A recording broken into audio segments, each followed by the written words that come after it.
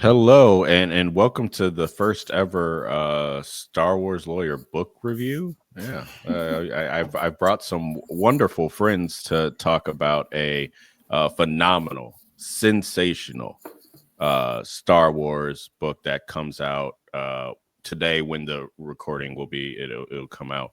But we all got early copies of Star Wars: The Mask of Fear, the first book in the Reign of the Empire trilogy. So I will have my wonderful guests that you all should definitely go follow introduce themselves.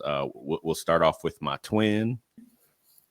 Yes, I'm Danielle on TikTok, where I guess most people will probably see me. I've written in the Star Wars. And yeah, I talk about Star Wars all the time, usually with Chris. Yeah. Yeah. And next we have Olivia. Hello, I'm Olivia. On TikTok and on Instagram, I'm Olivia Lupe Marie, and I talk a lot about Star Wars, but I also talk about all science fiction and fantasy stuff. Yes, and they both talk about books, a wide variety of books. And Danielle is a very talented writer as well. So she does book reviews and reviews of other things that you should check out. So I know I had to bring them both on once I saw that they got the early copies, and I was like, all right, I know I got to talk to them about it because I know they're going to have some great thoughts. And we all love Bail Organa. Yes, we do. Bail. And so this book heavily features Bail, and also features Saw Gerrera, which I'm a big fan of. And then who I know some people don't, but we don't talk about them. But who doesn't love Mon Mothma? All right, great figure. Yeah.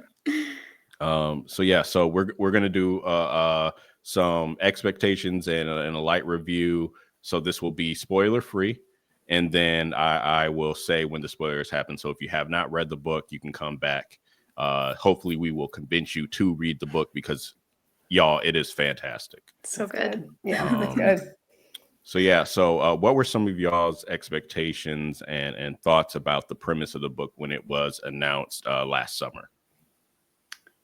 I was really excited about it because I think, as both of you are, I'm a huge Andor fan, and this takes place, it has a lot of the same characters that Andor has in it, and it's leading up to kind of the time that Andor is set in. And I'm also a huge Revenge of the Sith fan, and so the fact that this comes out this happens right after Revenge of the Sith was really intriguing to me. And when I saw the premise and Saw Gerrera as well, saw Bail, Mon, all of these figures who are so important to the beginning of Star Wars, but just getting to know them a little bit more and see kind of what drives them through themselves rather than through other characters, I guess, was what was most exciting to me. Yeah, same here. And I really love Alexander Freed as an author. He's the author of mine and Danielle's favorite Star Wars book, which is the Rogue One novelization. So I know we both had high hopes going into it. But I also love this era of Star Wars. It takes place around the same time as the first season of The Bad Batch. And that happens to be one of my favorite seasons and shows of Star Wars, particularly exploring how the Empire rises to power. Because we see when the Republic falls, but how does it actually gain the power that it does amongst the citizens and the political figures in the Senate? I just think that stuff is super fascinating. So when I found out it was going to be about this era of Star Wars, I was like, yes, sign me up. Also written by Alexander Freed, couldn't be a more perfect match. Yeah, absolutely. Alexander Freed, if you have not read the Rogue One novelization, you absolutely have to go read it. And I believe you also wrote Resistance Reborn, right? No. He wrote Alphabet Squadron. That's what it is, Alphabet Squadron. Yeah. And Battlefront too, I think. And Battlefront, book for that, yeah. Rogue One the Rogue One novelization is my third favorite Star Wars novelization. But it's not just that's not like saying it's subpar, middle, or just because the Revenge of the Sith novelization to me is my favorite Star Wars book of all time. And the Last Jedi novelization is also phenomenal because it includes the deleted scenes from the movie that were in there. But Rogue One novelization is fantastic. Especially if you love the film, it's going to make you love it more, I think. Oh yeah, for sure. Yeah. But I'm gonna read the publisher summary of it. just to give you the viewers a little taste of what the book is about. And then we'll do our light little review of it. Before the rebellion, the Empire reigns in book 1 of a trilogy told through the eyes of Mon Mothma, Bail Organa, and Saw Gerrera. In order to ensure the security and continuing stability, the Republic will be reorganized into the First Galactic Empire for a safe and secure society. With one speech and thunderous applause, Chancellor Palpatine brought the era of the Republic crashing down. In its place rose the Galactic Empire. Across the galaxy, people rejoiced and celebrated the end to war and the promises of tomorrow. But that tomorrow was a lie. Instead, the galaxy became twisted by the cruelty and fear of the Emperor's rule. During that terrifying first year of tyranny, Mon Mothma, Saw Gerrera, and Bail Organa faced the encroaching darkness. One day, they will be the 3 architects of the Rebel Alliance. But first, each must find purpose and direction in a changing galaxy while harboring their own secrets, fears, and hopes for a future that may never come unless they act. That alone should sell you on it, especially if you're a Star Wars Rebels fan.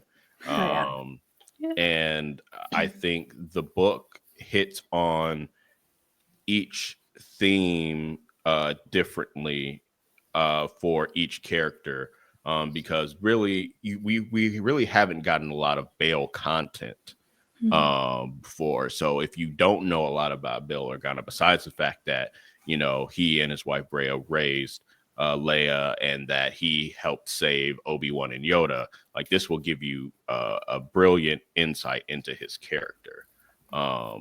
And I think when it comes to Mon and Saw, it helps show you how they get to where they are in the Rebel series, in Andor, and then in Rogue One and in the original trilogy. Yeah, I agree. I loved, and I guess maybe I didn't realize before how little I knew about Mon and Bail on their own, like really just like in their heads. Because like you said, we don't really have a lot of content that is specifically, for them, about them. Until I was reading it, I was like, oh my gosh, like being in Bail's head. And it was so heartbreaking. Like, without getting into spoilers, it's really heartbreaking, and I think that was needed. Like his perspective on things after Revenge of the Sith is sorely needed in a book like this, because of the different perspectives you get throughout the rest of it. And it's the same for Mon Mothma. I didn't really know what drove her. I would say not even really after Andor. Maybe then at that point, something is driving her that's different than what it is at right after the Republic falls. But getting to see how she thinks, and how that differs from how Bail thinks, and how they think differs from how Saw thinks, is just so interesting. And then it keeps, like, the way Alexander Freed writes too, keeps the flow going so much that you just like don't want to put it down. So it's almost like 500 pages, but it goes by so quickly. Yeah. I literally read it in like 2.5 days so I could finish it before this podcast, but also because like yesterday I pounded through like 225 pages, just like, because it just, the flow of consciousness in terms of the characters and how they kind of bleed into one another, and the exploration of their different mindsets and their different political ideologies at this point, but also the ways that they connect. I kept turning the page. It was just so interesting. And also, like Danielle said, like so heartbreaking, particularly Bail's chapters. I just wanted to give this man a hug, this poor guy. He goes through so much, but also so does Mon, without getting into spoilers. This girl also goes through the trenches. It's definitely a heavy book, but also at the same time, it's really, really exciting. And it's hard to put down. There are parts where it feels like you're in a kind of like a government class or something. Yeah. Like Mon and Bail, and even sometimes Saw, have these conversations, as back and forths that are so enlightening, and so like I'm in awe of Alexander Freed's ability to put himself so well into their way of thinking that it's like it comes across so well with Bail. I understand why he thinks the way he does. Yeah. Whenever we're with Mon, I understand why she thinks the way she does. And then some of the other side characters, it's just he does it so well. He puts you in their minds so effortlessly, or makes it seem so effortless. I'm sure it wasn't. And I love that. I love that kind of back and forth. It really makes you think. It keeps your brain engaged while you're going through the book. Yeah. And as the ball starts rolling with the plot, and it's like an avalanche. You know, you start off, it starts, and then obviously more momentum picks up, and it keeps you going all the way through. And you remember that this is only the first book of a trilogy. And I know I read Danielle, your interview with Alexander Freed, and with Temple of Geek, and one of his responses talked about like how this is a standalone novel, even though it's the first part of a trilogy, and it really does feel that way. And like if this was all we got, I'd be thankful. Yeah, absolutely. Yeah. I agree. I think he just does such a good. There's, you know, a 1, 2, 3 act to it, and it just fits so well with the story. Yeah, and I think that when you're able to give this introspection on characters, especially political ideologues that we don't really get in the Star Wars films, because you're focusing on the Jedi, or you're focusing on the clones, or you're focusing on rebel soldiers themselves, that the mind of politicians and freedom fighters work differently. Yeah. And I think that this is a wonderful change of pace that adds to when they show up in the different series, whether it's the Clone Wars, Bad Batch, or Rebels, when they're interacting with these other characters that are sometimes more on the front lines in our vision of what Star Wars is. Yeah, I actually have written at one point in this book, I think it's like 100 pages in, that it's the best description of Saw, like best and fairest description of Saw Gerrera that I've ever seen in Star Wars. And I'm so grateful for that, because I mean, we all know that Saw gets put through the trenches by this fandom a lot, and not in a fair way. A lot of times he gets a lot of blame for things that weren't necessarily his fault. And you know, whether people like it or not, he was an integral part of the rebellion, and there's a reason for that. And Alexander Freed really digs into what that reason is, and why people follow him, and why Mon and Bail need him at the end of the day, the same way that he does need them as well. And I loved that balance that was in this book that we so often, or we sometimes don't see when it comes to Saw's character. Yeah, one way that I'd phrase it, and hold on, I have to look it up, because me and a few other people at the Legal Geeks were trying to do a panel at Star Wars Celebration this year, called "How We Fight." And hold on, I'll find the actual title, but it was based off of the quote that Kanan says in Rebels. You know, yeah, so we said how we choose to fight, and we were going to look at Star Wars and the Geneva Conventions. But that's really how this book, you know, shows how Bail fights, how Mon fights, how Saw fights, and what, you know, why all three are needed. It's a perfect, oh my God, I'm going to sound like a fool, because now I can't remember what it's called. I drew it in the circles. Venn diagram? Venn diagram. Like, oh my God, I have a PhD and I can't remember what a Venn diagram is. But I drew it at one part. It's, you know, not spoilers, but like towards the end, there's a specific chapter where this became like super clear that this was what they were doing. And I like drew it to remind myself that I liked that so much about it, where we're seeing what they agree on, what they disagree on, what they need to work on together, but even they don't really realize that yet. So I love that element of this book. Yeah.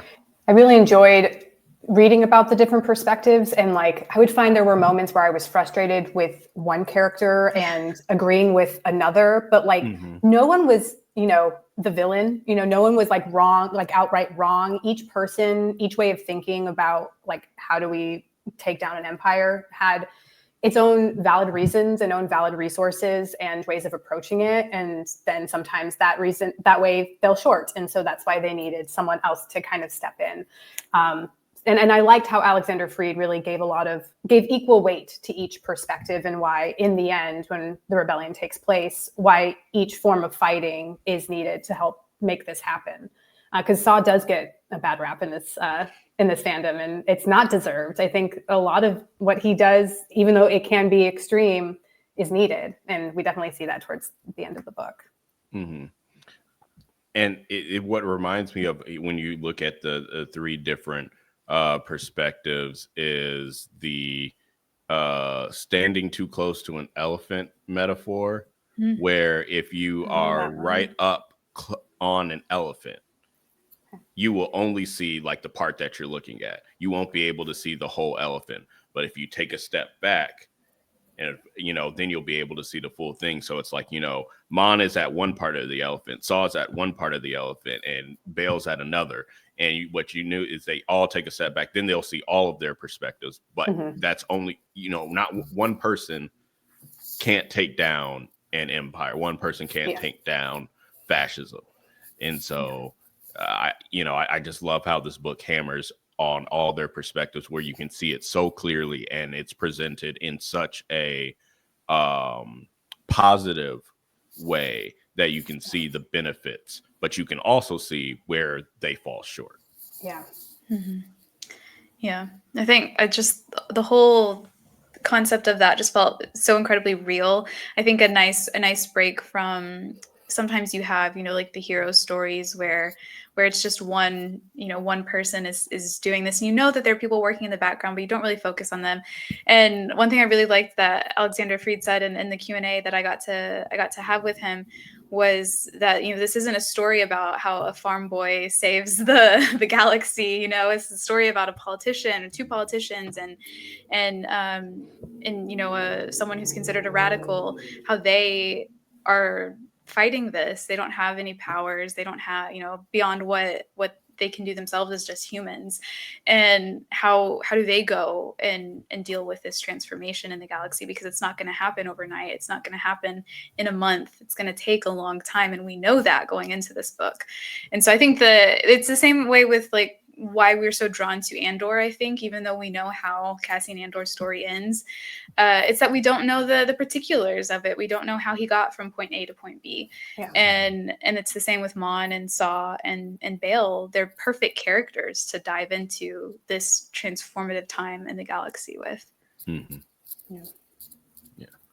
Well, now I think we can get into spoilers. We can really dig deep into this book. So if you have not read the book, leave a like and come back to it. So then you can get into this sort of spoiler discussion with us, because it's just a simple review without spoilers does not do this book justice. Yeah. Yeah. All right. I'm going to kick us off, because especially having loved the Revenge of the Sith novelization and watching all the Revenge of the Sith deleted scenes. Yes, I did that too.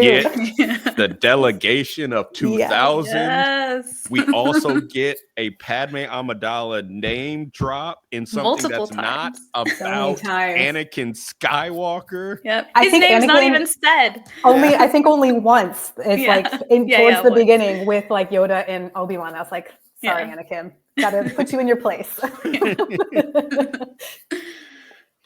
Yes, finally. So the delegation of 2000, and we see the ramifications of that, and that's sort of sprinkled throughout the book. And I think what I want to talk about is first is Mon's reaction to it, and then her interrogation and sort of her treatment as being a political prisoner, and also a political prisoner of war.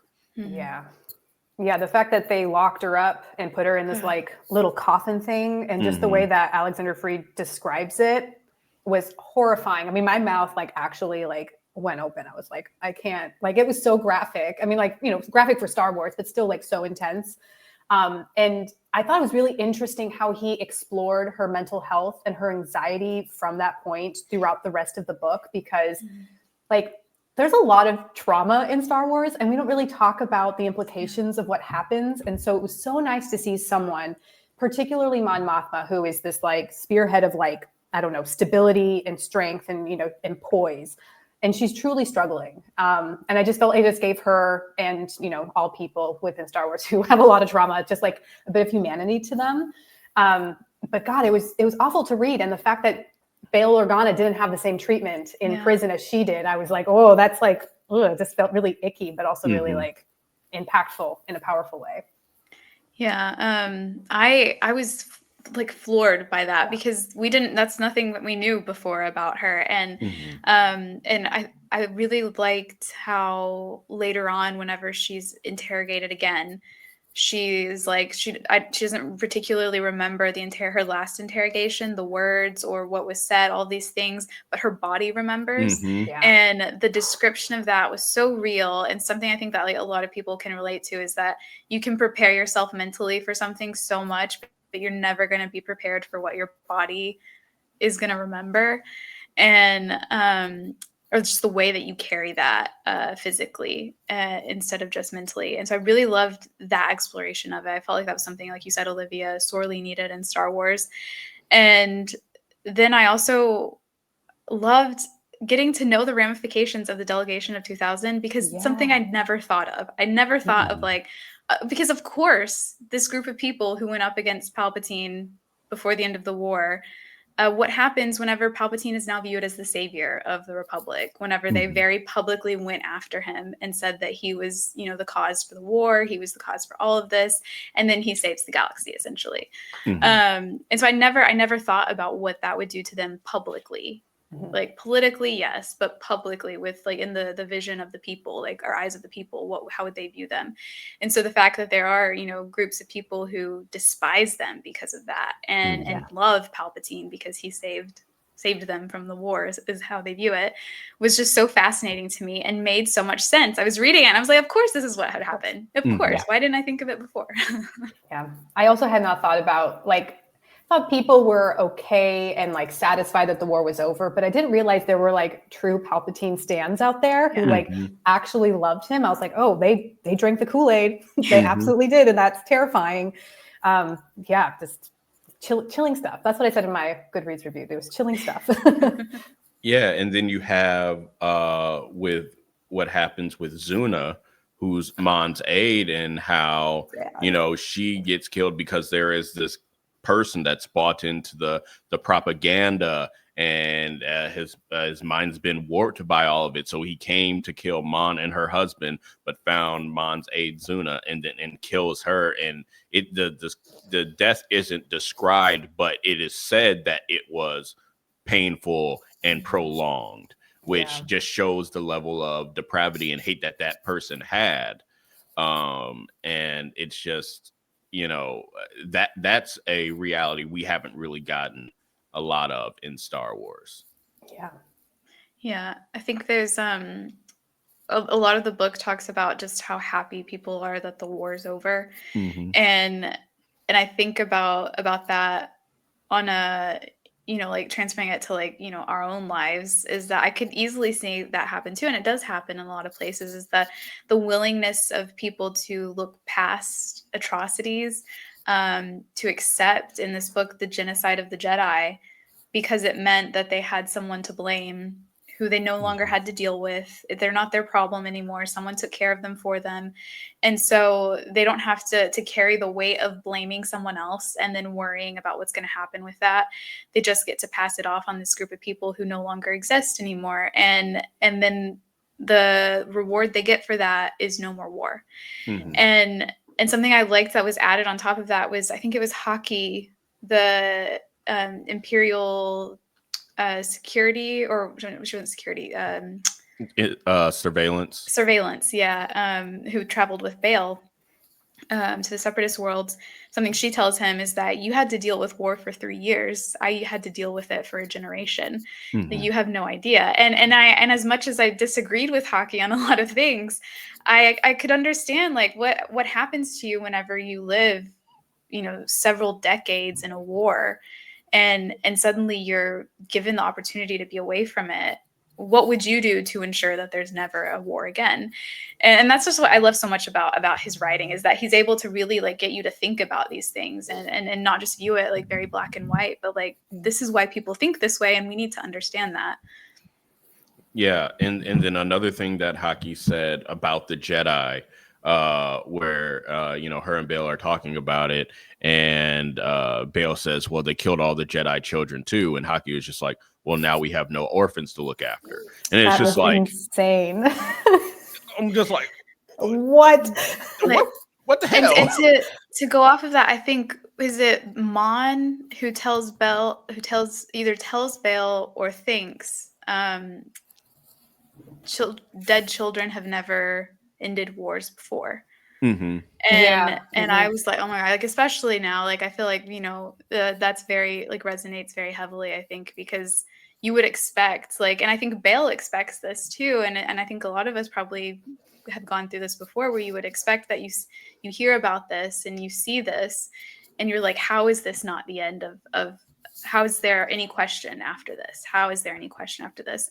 But there are people who do have questions after that, and who will push for things to continue and just say, you know, like, oh, well, that's too bad, but we've got these other things we have to worry about instead. And that was just it was so real, and just so, like, just too real, I think. Yeah, and so I think when you look at the three already, the previously established characters, Bail, Mon, and Saw, that they're pillars of what sort of drives them. Bail, it's the truth. Like, he knows the truth. You know, the galaxy doesn't know. If I can prove what's true, then it will rob the empire of its power, and the people will rise up, and that'll be the end of it. Whereas Mon is like, it's the law. If I can play the political game, I can rob Palpatine of his power and have the people be protected, and democracy can resume. And Saw is like, by any means necessary, I will become what I need to. I will do what I need to overturn fascism and tyranny. And that's just so interesting, because it already lines up with what we know about these characters before, but it's really interesting to see it play out just immediately and where we know they end up. Yeah. I wrote so I was kind of figuring out, like, reminding myself of the characters that we get, like, perspectives from and everything in the book. And so obviously we have Mon, Bale, and Saw, which I just to, like, go off of that really quickly, I thought it was really interesting that we don't get a lot of Saw's perspective. I think we get his perspective for one small chapter, and the rest is told through character Sujin's perspective of Saw and his group. And I thought it was really interesting. And at the beginning, I was kind of like, I would rather have Saw's perspective, and I still would like more for that. And I hope we get more in future books of just his perspective.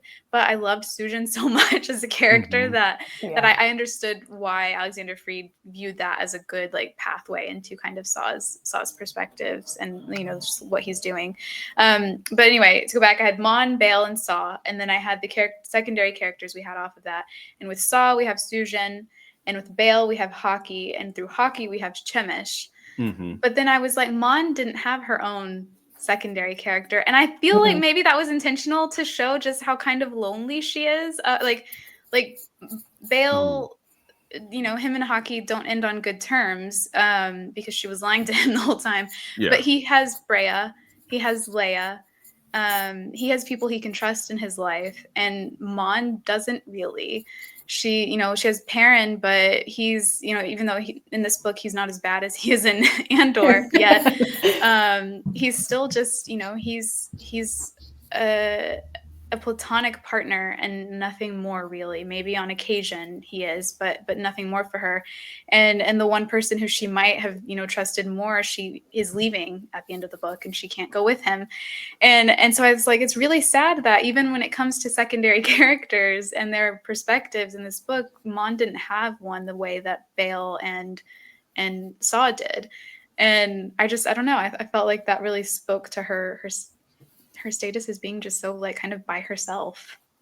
I didn't even think about that, but that's so true and so sad.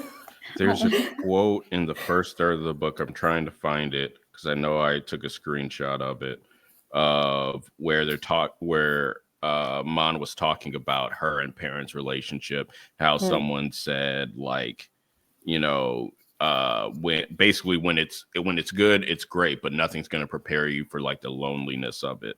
Oh, yes. Yes, you're right. Yeah. Where Oh my God. it? I'm gonna see if I actually can't believe this book made me kind of like Perrin. I know. And now I'm like, what happens to him? Yeah, I had to catch myself. I was like, remember yourself, Olivia. Like, this man is a piece of trash. But I he's mean, not maybe so bad this yet. was the start of it because Yeah. of what happened with Zuna. And then he's just like, all right, well, this is how I cope. Yeah. And the fake affair, which like maybe wasn't so fake. I don't know.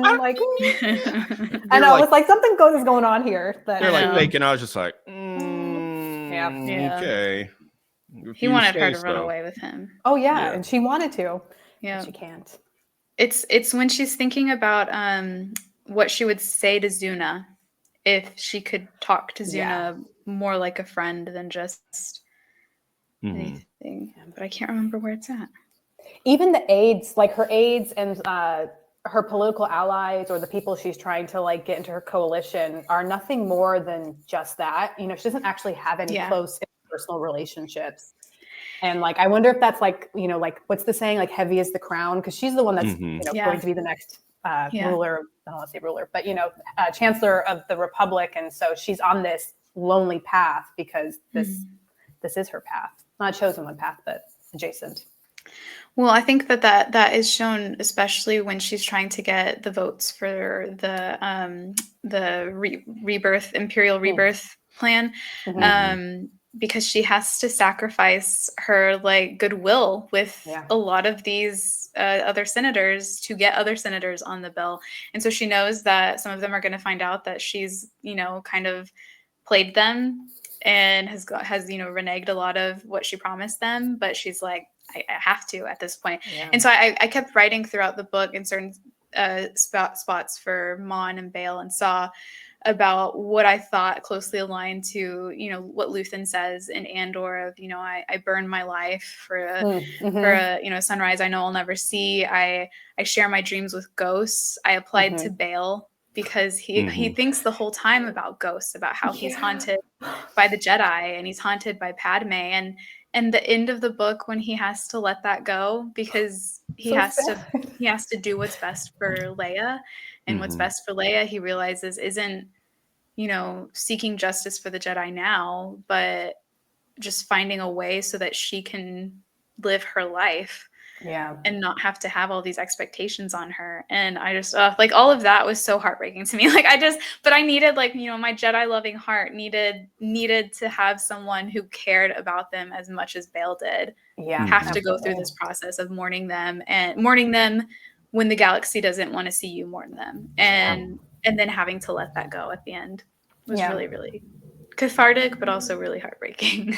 That opening scene on Jeddah was really powerful. I mean, I love Jeddah. That's like, it's my favorite planet, you know, Jedi Fallen Order or Jedi Survivor, the High Republic.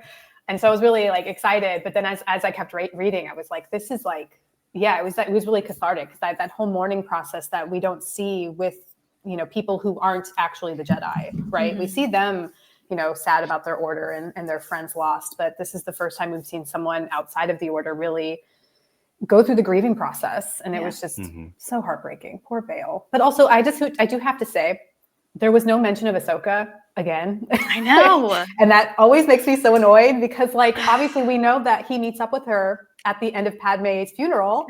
And not once does he think about her in the line of Jedi that he's known who have made an influence on his life. So again, justice for Ahsoka. She's never mentioned in anything. I know. Yeah, and it's, I wonder, and I did note that too, and it makes me think, it's like, are you trying to keep things as ambiguous as possible by not mentioning her so that you give her more space for Ahsoka season 2? Because I'm just thinking maybe there's got to be some flashbacks in that, because you got a lot to explain, but that's neither here nor there, and that's a whole other different conversation. But I know someone earlier commented on one of my videos on TikTok saying, like, the more Jedi that survive Order 66, the more that event becomes less important. And I'm like, no, for a long variety of reasons, but this book details another one, which is like the Jedi were not just wiped out physically. They were societally wiped out from the hegemony of like you can't mourn them. You know, their history is taken out. If you're suspected of aiding one, you're getting thrown in prison, if not executed on site. Like this it's a purge for a reason. Yeah.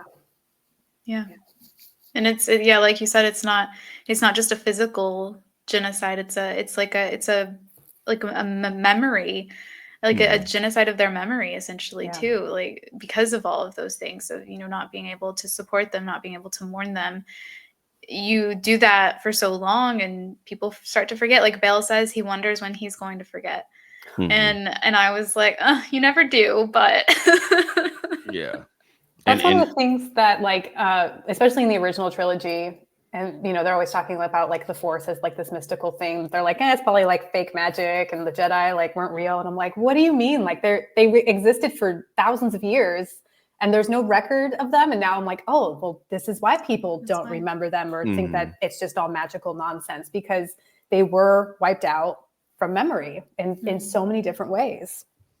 Yeah. Even Bale kind of participates with that at the end when he takes down that statue. He's like, I have to, out of sight, out of mind. And I was just like, oh, that is so sad. Yeah. Oh, sorry. Go ahead. No, I just think of when Bale at the end remembers Padme and Obi-Wan, and he's just like, they're gaunt in my memory. And it's just like, and we're not even a year past these events, and how you already see them not as the lively, spirited people, but now you're seeing them because your own mental state is reflecting upon their memory, and that's just heartbreaking.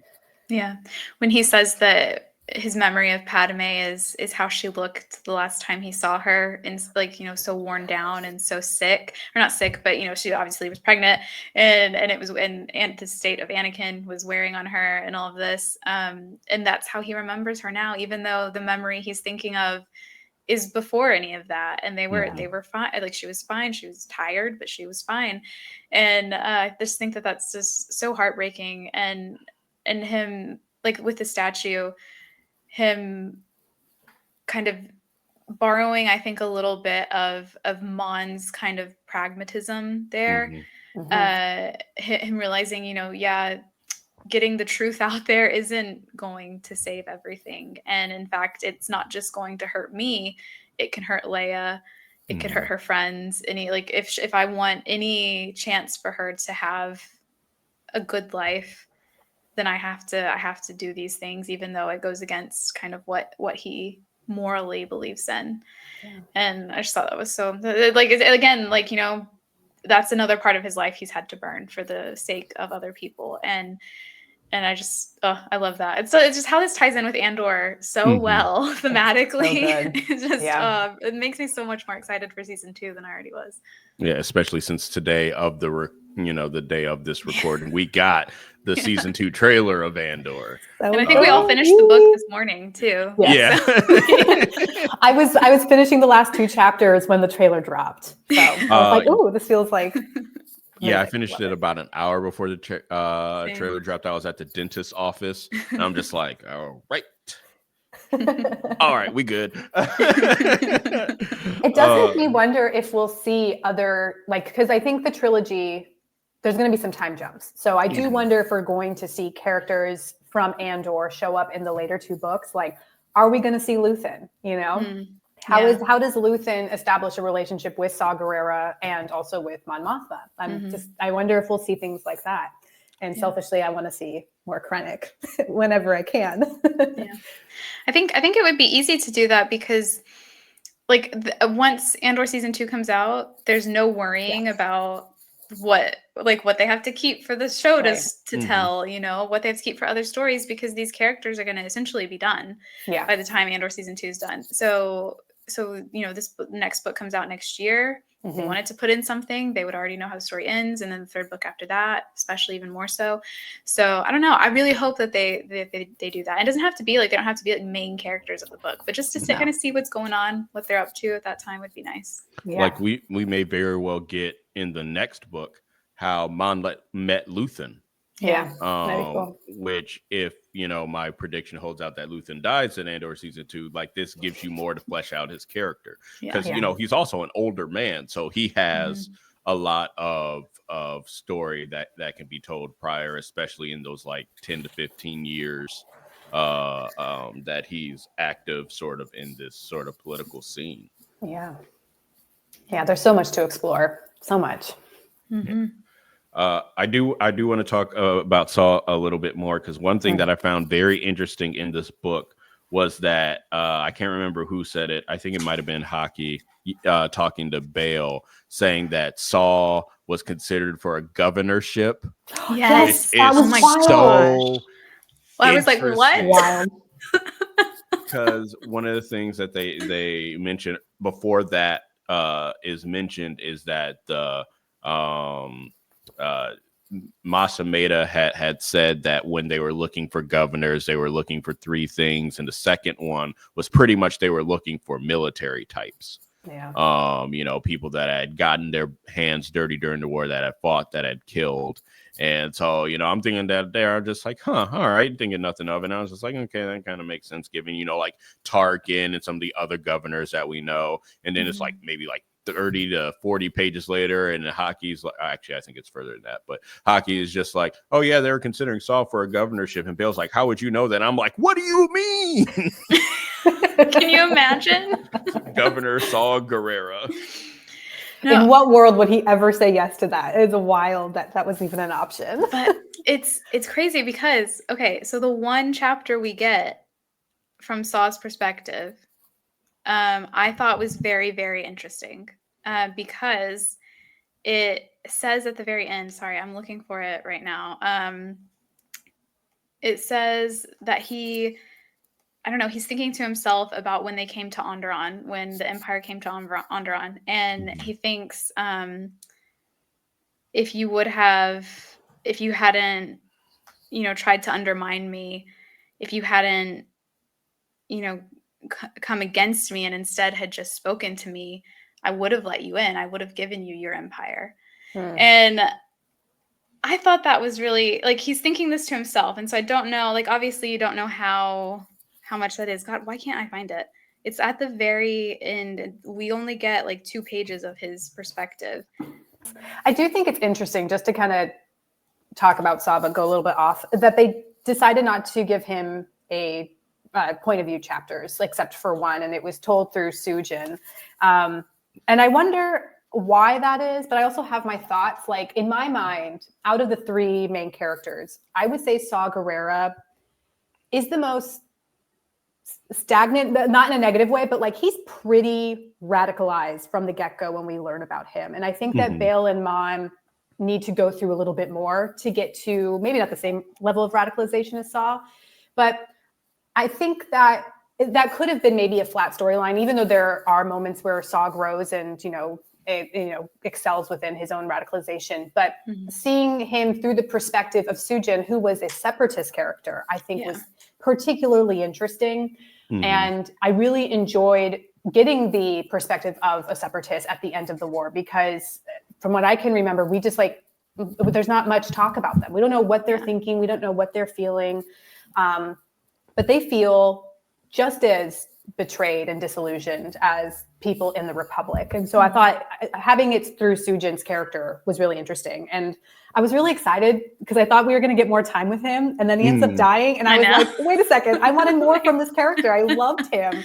He was so brutal, but also like, he also went through so much trauma. I mean, we understand why he became a separatist, and I don't fault him for that. I mean, why how the Republic betrayed him and his people. So I loved how Alexander Freed just like takes these characters that maybe the fandom wouldn't normally like, and really, gives a lot of humanity to them, and we understand their perspective and why they make the decisions that they make. So very happy it was through him, but I do want more Saw in the next books. Sublime.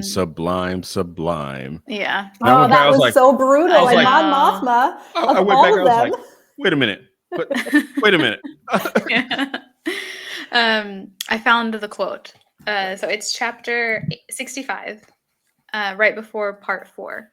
And it's at the end. So Bail is on at what we learn is what is it? It's going to be like an imperial labor camp, and we learned that he's telling them that to blow it up or whatever we see with Mon later on, and he says. He thinks, I would have stepped aside, he thought, as he reconfigured the transmitter in the dim light of the cave. His hands were filthy and everything smelled of salt and crushed beetles. If you hadn't come at me first, if you hadn't hunted me, demanded my weapons, and treated me like a threat, I would have let you have your empire. Yeah. And I thought that was such an interesting perspective to have for Saw, because it's not something I would have expected from him. But I think now that, I've sat with it a little bit longer, it makes me feel like he fits in more with Mon and Bail and some of the general public of the galaxy than maybe I thought before, in that he just wanted peace for his people. Yeah. And if the Empire had come bringing peace and saying, hey, are you okay with this? Can we do this? Can we work something out with you? Then he would have done that for the sake of his people. And I think that humanizes him so much more than anything we've ever seen, really, besides Andor and Rogue One for him. Yeah, absolutely. And I like that. I like that perspective of it.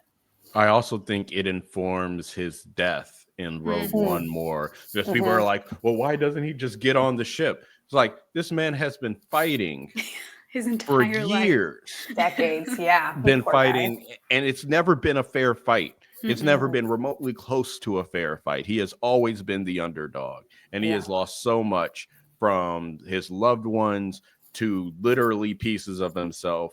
And so now he sees his daughter carrying on hope of what everything he fought for, and so now he's just like, I don't have to fight anymore. That was his own peace. Jen piece. carried his own peace with her. Yeah. I need him to think about her in the future books so badly. I wonder. Yeah, I mean, they might skip over that time, but she'll. He can still think of. He can think little thoughts about her. I hope so. I hope so. I think we'd probably get her like being there in book 2. Maybe. I guess it depends on the time jump. Yeah. Yeah. Because I feel like book 3 is probably going to be closer to A New Hope, because one, it's, you don't see Mon in A New Hope. You know what happens to Bail in A New Hope. So what is that leading up to? And we know, like, obviously Rogue One, you see them both, but like in that sort of lead up, and maybe during parts of Rogue One in that third book, we get to see what Bail and Mon are thinking in that sort of situation.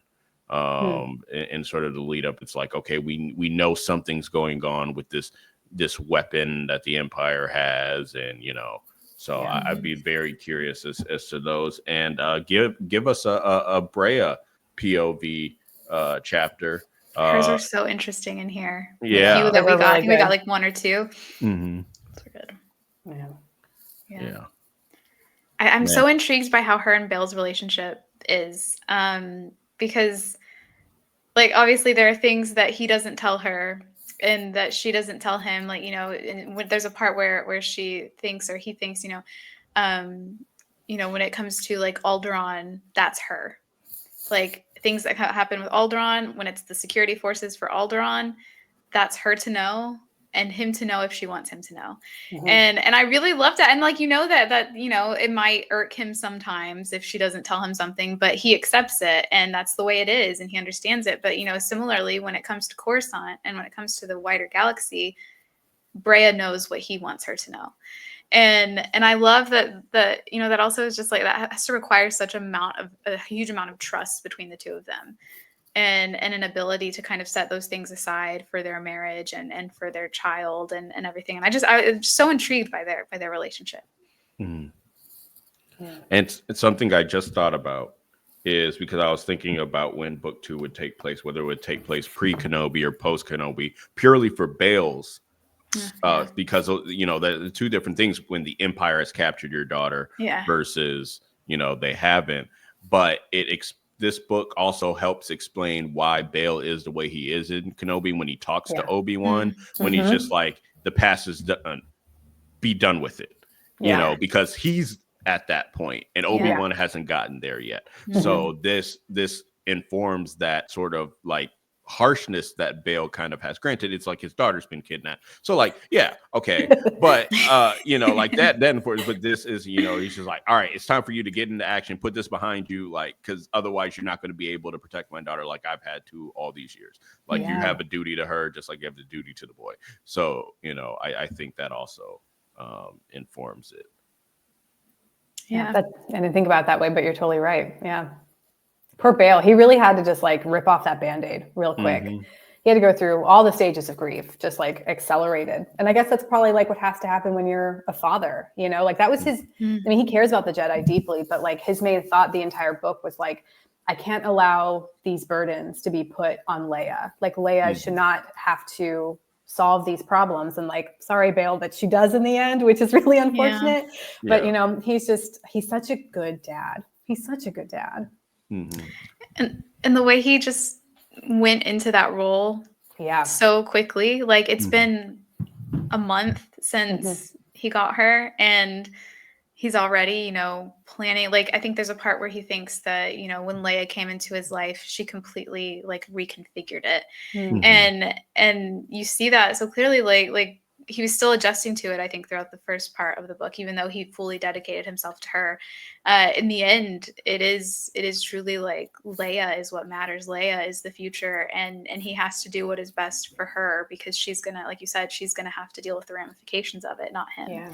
And I thought that was such a good way to put it, because we so often, you know, are around people who think about, you know, who want things but don't realize that the effect of it or the ramifications of those aren't going to affect them. They're going to affect other people. And so like, why aren't you thinking about what those people are wanting or what they need? And it was just kind of nice to see a father thinking that way. Going off of that, and also going back to like when the timeline could be for the next couple of books, it would be interesting to see a time when Saw is, you know, raising Jin and Bale is raising Leia, and how the two fathers are approaching fatherhood in a very different way, though they're fighting the same fight. Because Saw has like no reservations about throwing Jin into this fight. You know, he radicalizes her from the get-go and does not sugarcoat anything. And if I remember correctly, with Leia, Princess of Alderaan, she's like, Dad, like, I want to be a part of this. I want to help fight. And he's like being protective. And I think it's Brea who ends up going to say, like, Bale, like, you have to let your daughter in. You have to let your daughter help, in which we see in Rebels, when she's doing when she meets the Rebels. But anyway, it would be interesting to see if there's a time jump, if it could be in alignment with that, because they're two very different father figures. So, yeah. And I'm trying to think, because, you know, we have no confirmed meaning of Leia and Jin in canon, but we know that Saw is at least cognizant of Leia when he takes out Panaka. And so it'd be interesting if he waited to take out Panaka after Leia left, because he met her at some point, or he respected Bale. So like, there's got to be like either in my mind, either Bale meets Saw and Jin is there, or Saw meets Bale and Leia is there. Also, I'm sorry, I forgot Mon is also a mom. Sorry, I forgot her daughter's name, but she also has a daughter, a kid. And Leda, I think is her name, Leda. And I think they're all, I think they're all about the same age. About probably. So yeah, I mean, that would be interesting. Like, what is it like to be a parent and, you know, steward the next generation into a war that you know you essentially started? Is it implied in that last chapter that that's when her and Perrin conceived? Oh yeah, probably. Because she was like, I don't know why I decided to be intimate with him tonight. I laughed. I thought that was so funny. They said she's about 13 in Casa, in the Axe Forgets.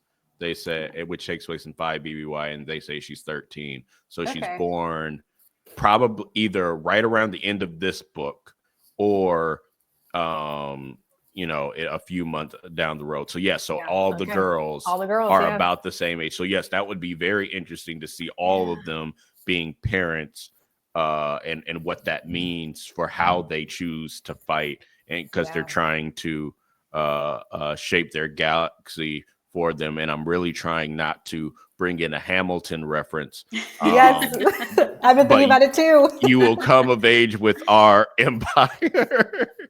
Yeah, and I think I've sent you both the Star Wars animatic for that, haven't I? Where it's Bale singing about Luke, and then it's Ben and not Ben. What am I thinking? No, God, I just said it. Bale about Leia, and then Owen and Beru about Luke. Yeah. Oh my God. Insane. Wow. What if we just solved the premise of the next book? Can you imagine if that's what it's actually about? Yeah. I mean, hey, we'll be back here to review that one too. Which I wonder, because they went really hard on getting this book out to people. Like, they were giving this book out at New York Comic Con, and they were very generous with ARCs. And they really wanted people to read this book, and especially given the times that we are in, I understand. But so that means in like 7 or 8 months, the arcs could be coming out for book 2. Oh yeah, that's a good point. True. And it's Rebecca Roanhorse, isn't it? She's the one she wrote Resistance Reborn. Yeah, she did Resistance Reborn. Yeah. I like. She'll be really good at the political side of it, because Resistance Reborn is great on the politics. Yeah, even though that's not what I remember that book the most for, because it's just the funniest Finn and Poe scene in all of canon to me. Have you read that I haven't yet, but you guys can spoil it, because it's. It's not. So basically, this conversation is like Finn and Rey are having this sort of like deep kind of conversation, and Poe kind of walks in, and Rey just just casually exits, and Poe is just like, "Oh, was I interrupting something?" And it's just like, "No, we're just friends. We're just talking." And then he's just like, "Well, what about you and Rose?" He's like, "We're also just friends." And Poe's just like, "I can't keep up with all of you, and you're just friends." Wow, he was asking because he wants to date. A little jealous. A little jealous. Oh, amazing. But yeah, so any last thoughts about the book before we wrap up? I mean, we've talked about it so much, but I just genuinely loved how it felt like a back and forth. No, like I don't know. For me, like, the best thought-provoking books allow you to kind of go to places in your mind, or like thoughts that you don't normally really allow yourself to when you're dealing with real life, because there are really real stakes, in real life. And it can be, you're too close to it sometimes. And it takes a little bit more effort to kind of really see things in a more, gray shade than just black and white. But with books, you kind of have the freedom to do that, and there's less at stake, and you can explore all these different ways of thinking, and kind of put yourself on a level of understanding a character that you maybe wouldn't in real life.